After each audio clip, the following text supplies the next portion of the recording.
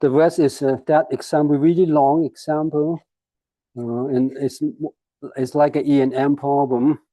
But let's illustrate one point, so I probably just go through that the first part, or maybe just the beginning part of this problem, without actually consider the physics problem, which is an E&M problem that most likely will go through some similar problem. The E&M problem is a current loop. You have a current loop, very thin loop that's basically a line current. And this is the z-axis. This loop is on the, I think, on the xy plane, and you can calculate the magnetic field. This is the magnetostatic problem. Calculate magnetic field from this a current loop, and that can be done, and actually can be done in different ways. I mean, the general way to do it, you have this Biot-Savart law that you can use, apply the Biot-Savart law and do the integration. The integration, it can be integrated in closed form. If you, after you learn about this YLM, we have, because the integral will involve a factor that we can do expansion using the spherical harmonics.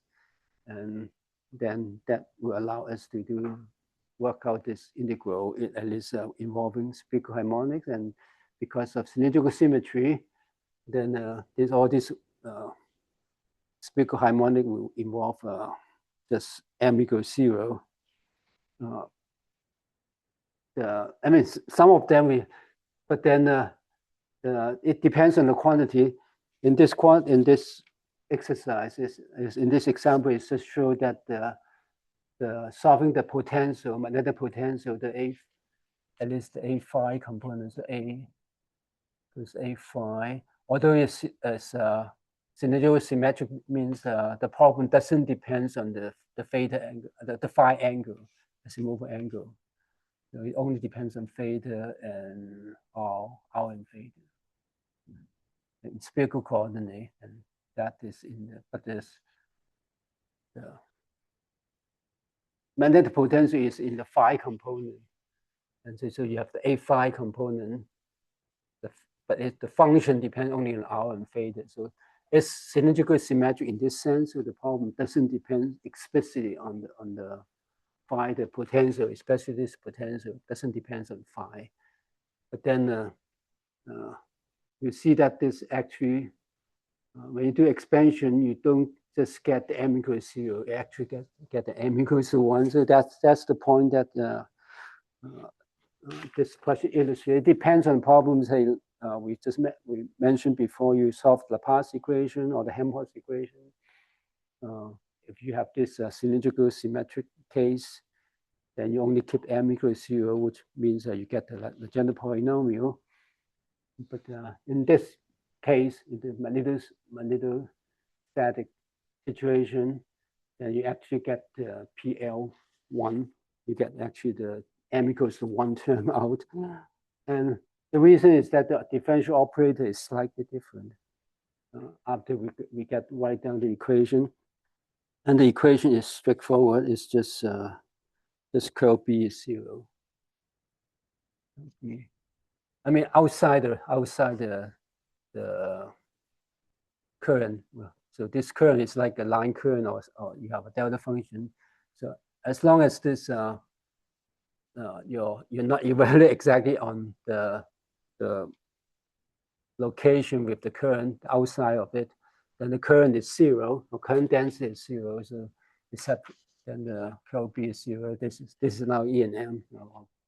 But and B is curl A. B is curl A. That is 0.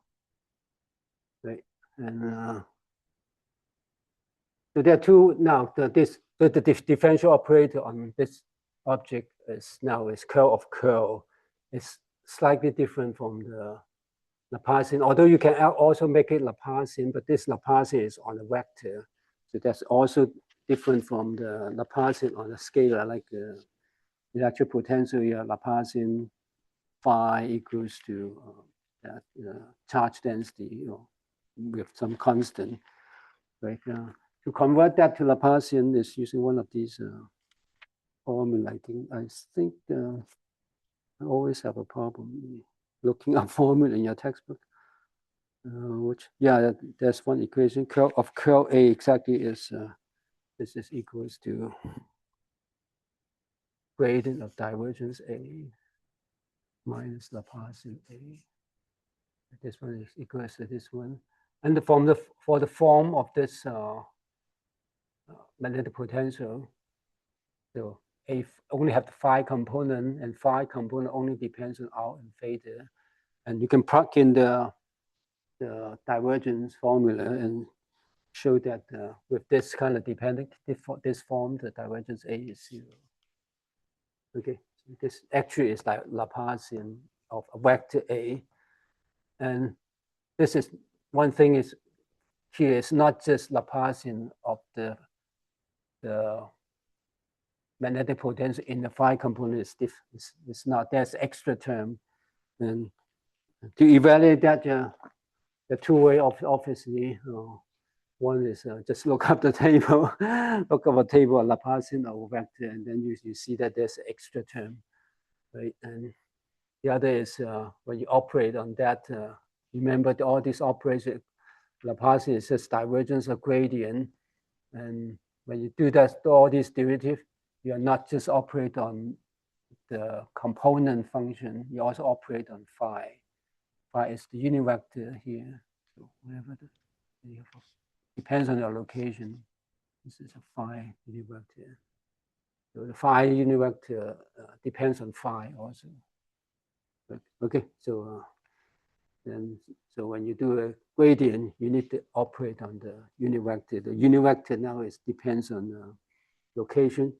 Okay, and that's just like what we did for the tensor. You remember that for non-Cartesian coordinate, then we need to worry about the unit vector or the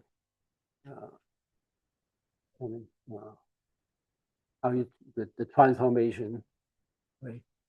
And so another way is obviously you just do two curl of this one, and which is not too difficult. And if you look up the curl formula, which I don't think is in your textbook. I mean, the textbook has that with all this action, but it's better to have the explicit formula. You can do that just to illustrate how you get the function, the extra term compared with the Laplacian. Let's just look that up. So this is speaker coordinate. The curl A. So here, and now when you look it up, you pay attention. You only have that phi component. You don't have the R component. You don't have the theta components. You only have the phi component. The curl of A will be in the R component. The R component of that we have the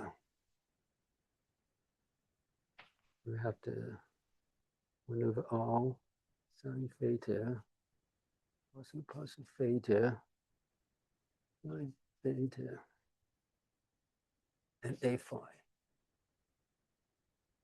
It has another term with partial phi, but then partial phi is 0 for this.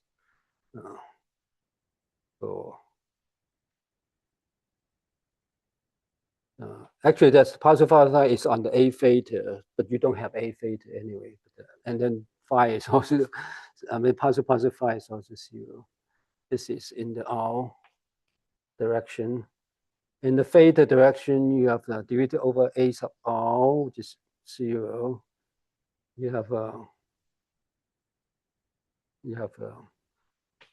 the other term is 1 of R, partial of R, A phi. That is in the theta direction. Okay, and then the phi direction, there are two terms. One is involving A theta, which is 0. The other involving A sub R. R component is also 0. So this is this derivative. The first derivative is like that. Okay. Now Now again, you need to do it a second time. Look at this formula the second time. Now this is the R component. This is your theta component.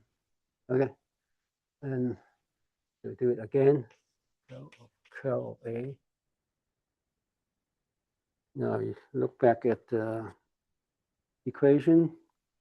In the R component, you need the phi component. The first term is the phi component, but you don't have phi components for this one. And then the second term involves the theta component, which is this one, but it's partial phi. But there's no phi dependency in here. We assume that the cylindrical symmetric. The partial phi is 0, so you don't have R component.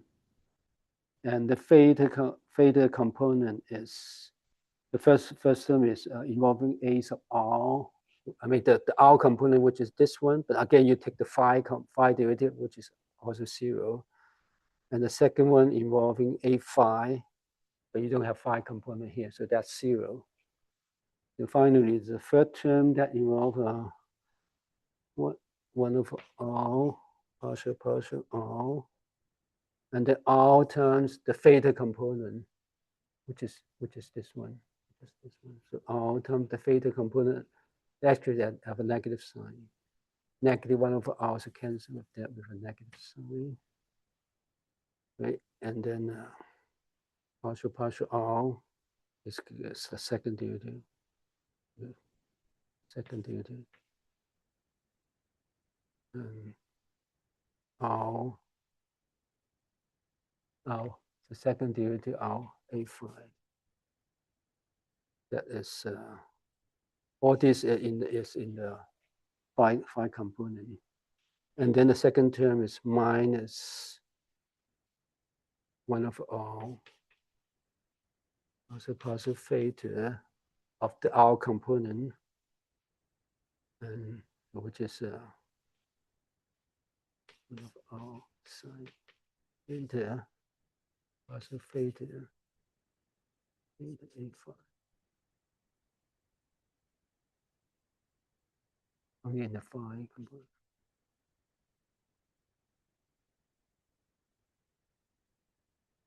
Okay. All right, and now this is 0, so it's 0 is just set the whole thing to be 0. Okay, and see if I recover your textbook. Your textbook has well, it's the text.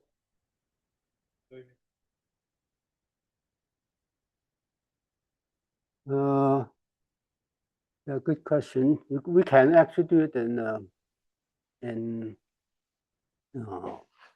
we can do it in cylindrical coordinate. When you do it in cylindrical coordinate, you will have the rho and z and phi, and you don't have phi. And the equation for the z is, I mean, you can actually convert that equation of theta to equation of z. I mean, combining the two. But you do it in big coordinate, what you get is something like the associated agenda equation out of that. So you can use all your knowledge of that associated agenda equation. When you use the z, you instead of using that, you convert it into z, that probably involving z derivative, and then this you don't have the r, you have the rho equation. I mean, ultimately you can do that. But it's all this will be more familiar. You can say that because we solved the Laplacian in spherical coordinate already, so we know that those equations, and we see that once we get this, figure that out, that those equations, especially the R equation, familiar. The theta equation is the associated Legendre function with the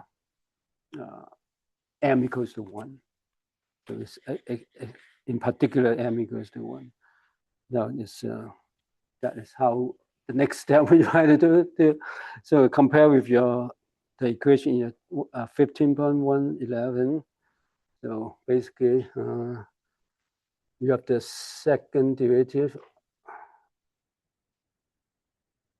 and we both are in negative sign. So when you reset this to 0, but you can convert that negative sign, so this become plus, and set this to 0, because you just have one component, just this component becomes 0, right? And then work out the derivatives. So the second derivative, so basically the first is, so this part is the radial part, so you have 1 over O. The first part is when you take one derivative, you get two terms. One is a phi, the other is O plus a phi plus O. And then this equals to, you get the second derivative, you get the second derivative of a phi, you cancel the O. And then you have this term, operate on that, you get 1 over O plus a phi plus O. But then this one operate on that, you get exactly the same. So you have two of them, 2 over O plus a phi plus O. So that is the first two terms in the equation 15.1.11. And the second term is likewise, you all have this R square factor. And the first term has this sine theta out, so you basically operate on just this factor sine theta. Oh, I mean, it's not exactly of the same form, but let's just convert that. So you have 1 over R squared. And there are actually two terms. One is operate on sine theta, so you have minus sine square theta. And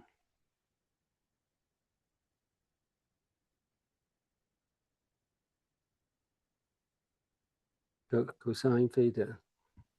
I mean that, yeah, they are not exactly the same. I mean, not written exactly the same, so you need to convert that to your cosine theta. That might need a little bit of work. And then why don't we keep this might be easier to keep this, working out this first. Keep the outside derivative first, and then this one sine theta. This one operate on that. You have two terms. One is operate on this one. The other operate on this one. When you operate on this one, you cancel the sine theta. Becomes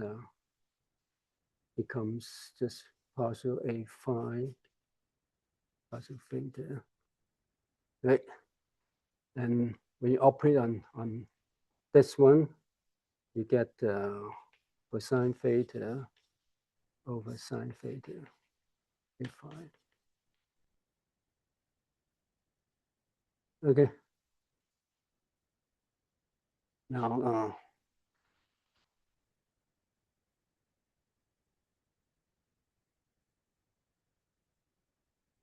when you operate again on this one, you get the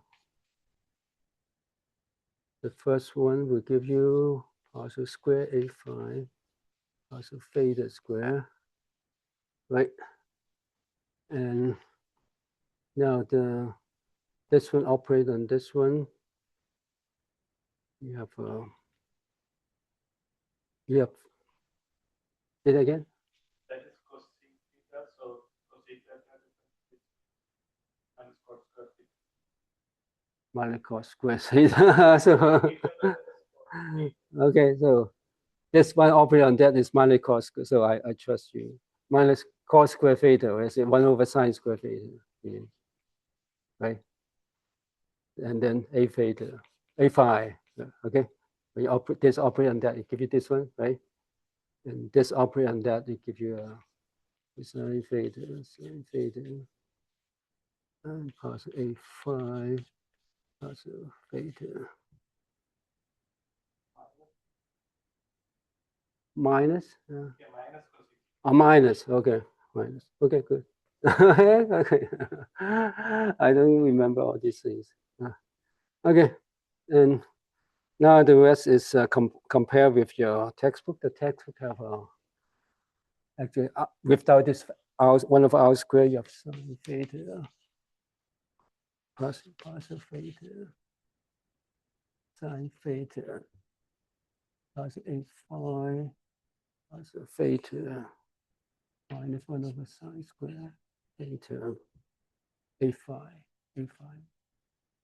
Okay, so you got this right. So this one is this one, and the rest is if you take the derivative over this one, you can cancel the sine square theta sine one. Yeah, theta square. So that is this one, and then the operate on this one is get you cosine theta over sine theta, and also a phi positive.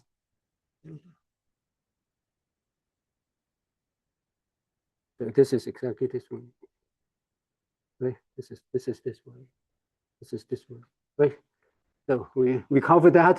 So basically, we want to write it in this form because if you go back to the first equation in this section, which has the associated agenda equation, you have this m squared over 1 minus x squared, which is m squared minus sine square theta, with x is cosine theta. So you have minus. So that's supposedly you have m squared here, m squared here. So m squared equals to 1. So you can say you have x1, m equals to 1 term in this equation. And then the rest is the same in the theta equation, because that is, you can combine the two terms in the same. I'm actually not actually. The theta equation is actually in section 1. Let me make it more apparent. Yeah, 15.2. 15.2. You have the 1 over sine theta, d theta, sine theta, d theta, or whatever function d theta, the minus m squared over sine square theta. So this is the this is the Legendre equation, except this L times L plus 1. You add L times L plus 1. Fine. That would be the Legendre equation. Almost. Okay, and so that is why this operator is different from the this Laplacian of a scalar. You have a Laplacian of a scalar with spherical symmetric, cylindrical symmetric. You don't have this term. You don't have this term. You just have the m equals 0 term. You get the theta equation becomes the Legendre equation instead of the associated Legendre equation. Okay, and so that is the most important part. And the R equation actually is the same. I can go back to the equation I just looked at. Our equation is 15.3. 15.3 is basically the equation that is this one. So second derivative, and then 2 over R first derivative. So the R equation is the same, and then you combine this the same constant, because if you work out the separable solution, so this constant will carry to the Waiter equation, carry to this part, because remember the process. So part of this is the derivative function of R only. The other part is function of theta only. So they must be constant, and that kind of argument at that term, L times L plus 1, and the solution for that is just like the Laplace operation. Because you have to, this part will give you the solution R to the L and R to the minus L plus 1. Okay, and then the theta solution will be P sub L the theta solution of a piece of L1 because m equals to 1. Okay, and now the combination of the solution will be in your list in your textbook. Let me just finish up this one. And final form of A phi is in equation 15.114. 15.114. And because we are imposing a boundary at large R, so you include all space. You want this to include all space, so you don't take the R to the L because all those are getting to infinity. So you only have R to the minus L plus 1. So this A phi general solution A phi will be just using the Legendre associated Legendre function, from 1.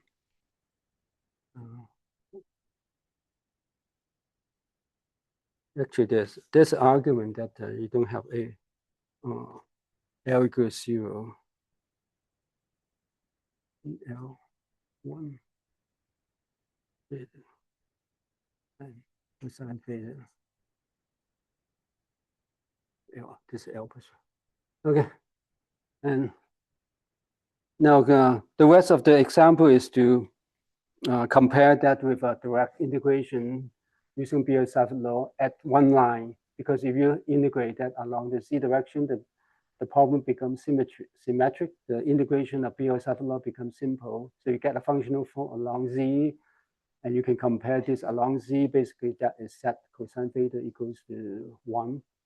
And then compare the two problems to fix all the coefficient.